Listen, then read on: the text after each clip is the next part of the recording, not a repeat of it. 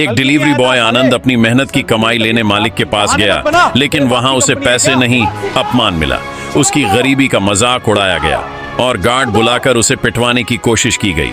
अपनी टूटी इज्जत को संभालते हुए वह बाहर निकला, मगर दिल अंदर से बिखर चुका था। जिसे वह अपना सहारा समझता था, उसी गर्लफ्रेंड के लिए वह बेकरी से केक लेकर पहुंचा, लेकिन वहां उसने देखा वह किसी और के साथ हंस रही थी, उसी की मेहनत का मजाक उड़ाते हुए। सबके सामने उसे गरीब कहकर ठुकरा दिया गया और उसके प्यार को भी औकात में तौल दिया गया। उस रात आनंद की आंखों में आंसू नहीं थे, सिर्फ सन्नाटा था, क्योंकि वह सिर्फ प्यार नहीं, भरोसा भी हार चुका था। लेकिन सच यह था, जिसे दुनिया फटीचर समझ रही थी, वह एक बहुत बड़े घराने का वारिस था। कहानी का दर्द यही सिखाता है, गरीब होना गुनाह नहीं, लेकिन किसी गरीब का अपमान करना सबसे बड़ा गुनाह है। दोस्तों, कहानी शुरू करने से पहले एक छोटी सी रिक्वेस्ट है। अगर आप चैनल पर नए हो तो अभी सब्सक्राइब कर लीजिए। वीडियो अच्छा लगे तो लाइक जरूर करना। चलिए अब शुरू करते हैं आज की दिलचस्प कहानी। डिलीवरी बॉय आनंद उस दिन सीधे अपने मालिक के ऑफिस में गया था। 3 महीने से उसका पैसा अटका हुआ था और अब हालात ऐसे हो गए थे कि घर चलाना मुश्किल हो रहा था। वह केबिन के बाहर खड़ा होकर धीरे से बोला, सर, अंदर आ जाऊं? अंदर से आवाज आई, आजा। आनंद अंदर गया, हाथ जोड़कर खड़ा हो गया। सर, मेरा जो 3 महीने का पेमेंट बाकी है। मालिक ने उसकी बात पूरी होने से पहले ही हंसना शुरू कर दिया। कौन सा पेमेंट? आनंद घबरा गया। सर, मैंने लगातार काम किया है, एक भी ऑर्डर कैंसिल नहीं किया। मालिक कुर्सी से उठा, उसके पास आया और उंगली दिखाते हुए बोला, तेरे बाप की कंपनी है क्या जो मैं तुझे पैसा दे दूं? ऑफिस में बैठे लोग मुस्कुराने लगे। आनंद की आंखें झुक गईं, मगर उसने हिम्मत नहीं छोड़ी। सर, मुझे पैसों की बहुत जरूरत है। मालिक गुस्से में चिल्लाया, यह कंपनी मैं अपने दम पर चला रहा हूं। तेरे जैसे गरीब यहां रोज आते हैं। तुझे क्या लगता है तू बहुत जरूरी है? आनंद चुप रहा। तभी मालिक बोला, और कल क्यों नहीं आया था काम पर? आनंद ने धीरे से कहा, मां अस्पताल में थी। मालिक ने तिरस्कार से हंसते हुए कहा, तो मैं क्या करूं? कंपनी तेरी मां की बीमारी से चलेगी? फिर उसने टेबल पर रखी घंटी बजाई। तुरंत 4 गार्ड अंदर आए। मालिक ने आदेश दिया, मारो साले को, ना बहुत अकड़ दिखा रहा है। चारों गार्ड आनंद पर टूट पड़े। धक्का, मुक्का, लात। आनंद जमीन पर गिरा, मगर अगले ही पल उसका सब्र टूट गया। वह बिजली की तरह उठा। एक गार्ड का हाथ पकड़कर उसे घुमाकर फेंक दिया, दूसरे के पेट में घूंसा मारा, तीसरे को लात मारी, चौथे को कंधे से उठाकर नीचे पटक दिया। कुछ ही सेकंड में चारों गार्ड जमीन पर थे। पूरा ऑफिस सन्न रह गया। आनंद धीरे धीरे मालिक के पास गया, उसकी कॉलर पकड़ ली। मेरा पैसा दे दे, वरना तुझे बहुत पछताना पड़ेगा। मालिक की घिघी बंध गई। उसने तुरंत ड्रॉअर खोला, पूरे पैसे निकालकर आनंद के हाथ में रख दिए। आनंद ने पैसे लिए, कुछ नहीं बोला और केबिन से बाहर निकल गया। उसके चेहरे पर दर्द भी था और एक खामोश तूफान भी। उसे नहीं पता था, आज का यह अपमान उसकी जिंदगी का सबसे बड़ा मोड़ बनने वाला है। डिलीवरी बॉय आनंद ऑफिस से पैसे लेकर बाहर निकला तो उसके कदम भारी थे, मगर दिल में एक ही सुकून था, आज मां की दवाई आ जाएगी। उसे अचानक याद आया, आज उसकी गर्लफ्रेंड रिया का बर्थडे था। वह कई दिनों से कह रही थी कुछ स्पेशल लाना। आनंद ने सोचा, आज उसे खुश कर दूं, चाहे जो हो जाए। वह सीधे एक बेकरी शॉप में चला गया। काउंटर पर तरह तरह के केक सजे थे, चॉकलेट, रेड वेलवेट, पाइनएप्पल। उसने सबसे सुंदर केक पसंद किया। उस पर लिखवाया, हैप्पी बर्थडे रिया। पैसे देते समय उसकी जेब लगभग खाली हो गई, मगर चेहरे पर सच्ची खुशी थी। केक पैक करवाकर वह सीधे रिया के अपार्टमेंट पहुंच गया। ऊपर से तेज म्यूजिक बज रहा था, लाइट्स चमक रही थीं, पार्टी फुल चल रही थी। आनंद मुस्कुराया, सरप्राइज अच्छा रहेगा। वह केक लेकर अंदर गया, लेकिन जैसे ही हॉल में पहुंचा, उसके कदम वहीं रुक गए। उसने देखा, रिया किसी दूसरे लड़के के बेहद करीब खड़ी थी। दोनों हंस रहे थे और वह लड़का रिया के कंधे पर हाथ रखे हुए था। आनंद का दिल धक से रह गया। उसने धीमे से कहा, रिया। रिया मुड़ी, पहले चौंकी, फिर उसके चेहरे पर अजीब सी मुस्कान आ गई। तुम यहां? आनंद ने केक आगे बढ़ाया, तुम्हारे लिए। जैसे ही सबकी नजर केक पर पड़ी और फिर आनंद पर, पूरी पार्टी हंस पड़ी। रिया की सहेलियां बोली, यही है वो फटीचर डिलीवरी बॉय। ओह, बर्थडे गिफ्ट में केक लाया है। कमरे में ठहाके गूंज उठे। तभी वह दूसरा लड़का आगे आया। रिया, तुमने इसी को डेट किया था? रिया ने ठंडे स्वर में कहा। हाँ, गलती थी मेरी। फिर आनंद की तरफ देखकर बोली, तुम मेरे काबिल नहीं हो। यह सुनते ही आनंद अंदर से टूट गया। तभी वह लड़का रिया का हाथ पकड़कर उसे अपनी तरफ खींचता है और उसके चेहरे को छूने लगता है। बस यहीं आनंद का सब्र खत्म हो गया। उसने आगे बढ़कर जोरदार तमाचा जड़ दिया उस लड़के को। पूरा हॉल सन्न हो गया। आनंद ने गुस्से में कहा, इज्जत करना सीखो, रिश्ते खिलौने नहीं होते। रिया चिल्लाई, गार्ड, इसे बाहर निकालो। लेकिन आनंद खुद ही मुड़ गया, केक वहीं टेबल पर रख दिया और चुपचाप बाहर निकल गया। बाहर आकर उसने जेब से फोन निकाला, एक नंबर डायल किया। आवाज अब बदल चुकी थी। मैं वापस आ रहा हूं, सब कुछ संभाल लें। उधर से जवाब आया, जी सर। आनंद ने धीमे मगर सख्त स्वर में कहा, कार निकालो, मैं लोकेशन भेज रहा हूं। उधर कुछ सेकंड सन्नाटा रहा। फिर जवाब आया, आप खुद कॉल कर रहे हैं? सब ठीक है ना सर? आनंद ने सिर्फ इतना कहा, जो कहा है वो करो। फोन कट गया। करीब 15 मिनट बाद एक लंबी काली लग्जरी कार आकर आनंद के सामने रुकी। ड्राइवर नहीं, बल्कि सूट बूट पहना एक आदमी उतरकर सीधे उसके पास आया। उसने झुककर कहा, सर, आपने इतने साल बाद खुद कॉल किया, सब ठीक है? आनंद कुछ सेकंड चुप रहा, फिर बोला, ऑफिस चलो। कार शहर के सबसे पॉश इलाके की तरफ बढ़ने लगी। रास्ते भर आनंद खिड़की से बाहर देखता रहा।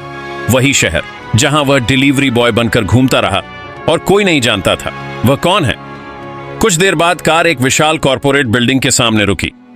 गार्ड ने गेट खुलते ही सलाम ठोका। आनंद कार से उतरा। जैसे ही वह अंदर गया, पूरी लॉबी में खड़े कर्मचारी एकदम सीधे हो गए। Good evening sir. आनंद बिना जवाब दिए आगे बढ़ गया। लिफ्ट सीधे टॉप फ्लोर पर रुकी। दरवाजा खुला और सामने बोर्ड लगा था, AR group of industries, chairman office. Anand अंदर गया। कुर्सी पर बैठा, वही कुर्सी जो असल में उसकी थी। उसका असिस्टेंट फाइल लेकर अंदर आया। सर, आपने कंपनी ज्वाइन करने का फैसला ले लिया? आनंद ने धीमे कहा, अब वक्त आ गया है। फिर उसने पूछा, जिस लॉजिस्टिक्स कंपनी में मैं डिलीवरी बॉय था, उसकी फाइल लाओ। असिस्टेंट चौंका, सर, वो कंपनी तो हमारी सब्सिडियरी है। आनंद की आंखों में ठंडा गुस्सा उतर आया। अब समझ आया मुझे पैसा क्यों नहीं दिया गया। उसने टेबल पर हाथ रखा।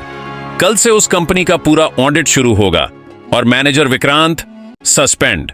असिस्टेंट बोला, जी सर।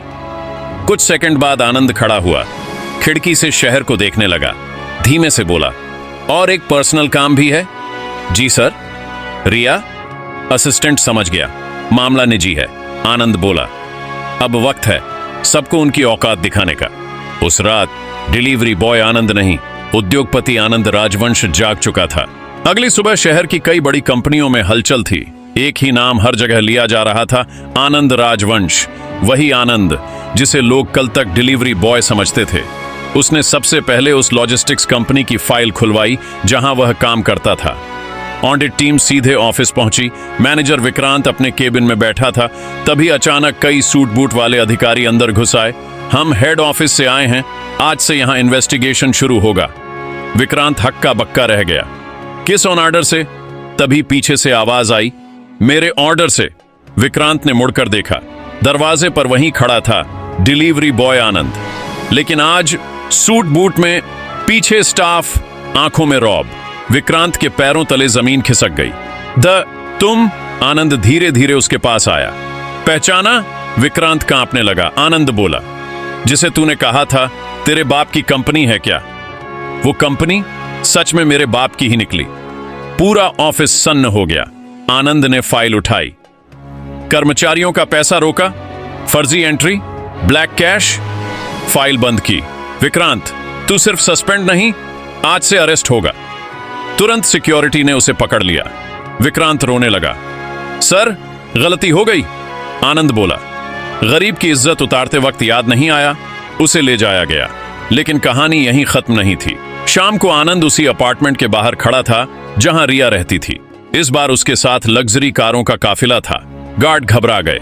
ऊपर पार्टी फिर चल रही थी। इस बार रिया अपने नए बॉयफ्रेंड के साथ। दरवाजा खुला, आनंद अंदर गया। सभी की नजरें उसी पर टिक गईं। रिया ने पहले तो पहचान ही नहीं पाया, फिर बोली, तुम? आनंद मुस्कुराया, हाँ, वही फटीचर डिलीवरी बॉय। पीछे खड़े लोग फुसफुसाने लगे। तभी उसके असिस्टेंट ने आगे बढ़कर कहा, मीट मिस्टर आनंद राजवंश, चेयरमैन AR ग्रुप। कमरे में सन्नाटा जम गया। रिया के हाथ से ग्लास गिर गया। उसका नया बॉयफ्रेंड पीछे हट गया। आनंद बोला, कल तुमने कहा था मैं तुम्हारे काबिल नहीं हूं, आज सोच लो कौन किसके काबिल नहीं।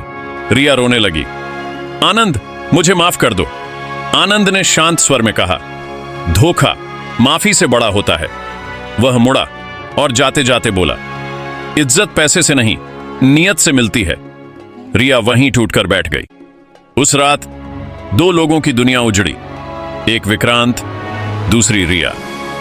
और आनंद अब पूरी तरह बदल चुका था।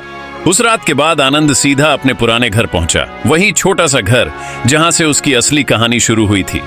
दरवाजा खोला, अंदर उसके पिता कुर्सी पर बैठे थे। सफेद बाल, शांत चेहरा, लेकिन आंखों में सब समझ लेने वाली गहराई। उन्होंने पूछा, सब निपटा आया? आनंद उनके पैरों में बैठ गया। हाँ पिताजी, पर दिल हल्का नहीं हुआ। पिता ने सिर सहलाया। क्यों? आनंद बोला, लोगों ने मुझे गरीब समझकर कुचला, दोस्तों ने छोड़ा, जिसे प्यार किया उसने धोखा दिया। पिता मुस्कुराए। इसलिए तो तुझे डिलीवरी बॉय बनाया था? आनंद ने सिर उठाया, ताकि तू असली दुनिया देख सके। सच सामने आने लगा। आनंद का परिवार देश के बड़े बिजनेस घरानों में से था, लेकिन पिता ने उसे बिना पहचान के नीचे से काम शुरू कराया। हमारी दौलत तेरी पहचान न बने, तेरी पहचान तेरी इंसानियत बने। आनंद की आंखें भर आईं। पर पिताजी, इज्जत बहुत टूटी। पिता बोले, इज्जत कभी टूटती नहीं, सिर्फ पहचान बदलती है। अगले दिन एक प्रेस कॉन्फ्रेंस रखी गई। पूरा मीडिया मौजूद था। आनंद स्टेज पर आया, उसके साथ उसके पिता और कंपनी का बोर्ड। उसने खुलकर सब बताया, कैसे कर्मचारियों का शोषण हो रहा था, कैसे पैसा रोका जाता था, कैसे गरीबों को अपमानित किया जाता था। उसने घोषणा की, आज से मेरी सभी कंपनियों में किसी कर्मचारी का वेतन नहीं रुकेगा। किसी गरीब का अपमान हुआ तो मैनेजर सीधे बर्खास्त होगा। तालियां गूंज उठीं। फिर उसने दूसरा फैसला सुनाया, मैं सम्मान फाउंडेशन शुरू कर रहा हूं, जहां गरीब युवाओं को नौकरी, ट्रेनिंग और सम्मान मिलेगा। पूरा हॉल खड़ा हो गया। उधर विक्रांत जेल में था, उस पर कई केस खुल चुके थे। रिया, वह अब अकेली थी। जिस लड़के के लिए उसने आनंद छोड़ा, वह भी उसे छोड़ चुका था। एक दिन वह आनंद के ऑफिस आई, रोते हुए बोली, एक मौका दे दो। आनंद शांत था। प्यार मौका नहीं होता, विश्वास होता है, और तुमने उसे बेच दिया। रिया रोती रह गई। आनंद मुड़ गया। उस दिन के बाद उसने पीछे मुड़कर नहीं देखा। कुछ महीनों बाद वही डिलीवरी बॉय आनंद देश का सबसे युवा इंडस्ट्रियल लीडर कहलाया। लेकिन आज भी वह महीने में एक दिन डिलीवरी यूनिफॉर्म पहनता था और खुद पार्सल बांटता था। जब उससे पूछा गया, क्यों? वह मुस्कुराकर बोला, ताकि मुझे याद रहे, इंसान ऊपर कुर्सी से नहीं, नीचे संघर्ष से बनता है। उसके पिता दूर खड़े सुन रहे थे और गर्व से उनकी आंखें भर आईं। कहानी यहीं खत्म नहीं, संदेश यहीं से शुरू होता है। गरीबी कपड़ों में होती है, औकात बर्ताव में। जिस दिन इंसानियत अमीर हो जाए, दुनिया खुद अमीर बन जाती है।